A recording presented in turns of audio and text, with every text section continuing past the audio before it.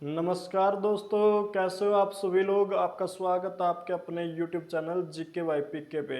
आज हम पढ़ेंगे सैयद वंश के बारे में। किसके बारे में पढ़ेंगे भाई? सैयद वंश के बारे में भाई। ठीक है, सैयद वंश के बारे में इस वीडियो में हम पढ़ेंगे। जो सैयद वंश था, सैयद वंश की स्थापना कब होती है? 1414 में होती है भाई।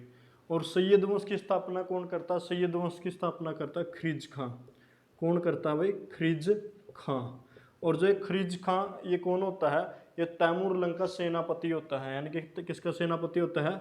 तैमूर यानी कि लंग का सेनापति होता है। यानी कि तैमूर लंग का सेनापति कौन होता है? खिरिज खां। और खिरिज खां सैयद वंश की स्थापना कब करता है? 1414 में करता है। होता क्या है, जो तुगलक वंश का अंतिम शासक कौन होता है? नसरुद्दीन महमूद तुगलक होता है। उसके शासनकाल में 1398 में, यानी कि 1398 में तैमूर लंग किस पे हमला करता है? भारत पे हमला करता है। और वो सबसे पहले हरियाणा में कहाँ पे हमला करता है? सिरसा पे हमला करता है। उसके बाद फतेहाबाद पे, उसके बाद हिसार, और आगे होते होते हुए किस पे हमला करता है? दिल्ली पे हमला करता है। कब करता है? 1398 में हमला करता है। और हमला करने के बाद यहाँ पे लूटपाट मचाने के बाद और नरसंहार करने के बाद जब वो यहाँ के आसपास के एरिया को जीत लेता है, और जीतने के बाद वो जाते जाते अपने मुल्क, वो जो उसके द्वारा जीते गए क्षेत्र को किसको दे जाता है? अपने सेनापति खिरिज खां को दे जाता है। और इस प्रकार खिरिज खां 1414 में किस वंश की स्थापना करता है? सैयद वंश की स्थापना करता है। और जो ये तैमूर लंग है, खिरिज खां को कहाँ का सेनापति, यहाँ कहाँ का शासक नियुक्त कर देता है? लाहौर, यानी कि लाहौर और मुल्तान, यानी कि लाहौर और मुल्तान का लाहौर और मुल्तान का शासक नियुक्त कर देता है भाई। ठीक है। और जो तैमूर लंग है ये सुल्तान की उपाधि धारण नहीं करता भाई।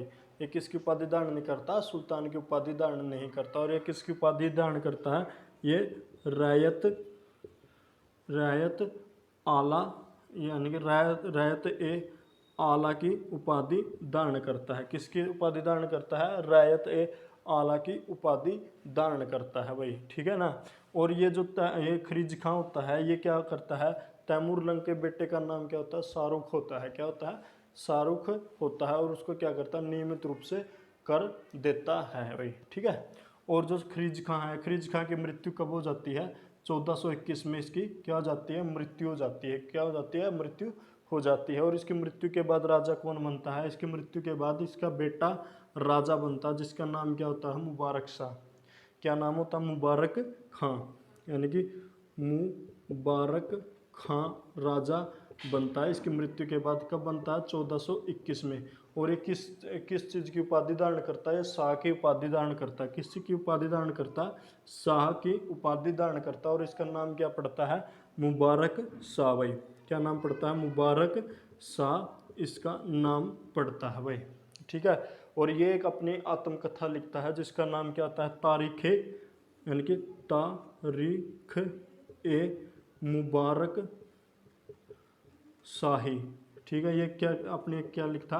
आत्मकथा लिखता, जिसका नाम क्या होता? तारीख ए मुबारक शाही होता है। और तारीख ए मुबारक शाही से हमें किसकी जानकारी मिलती है? सैयद वंश के बारे में जानकारी मिलती है भाई।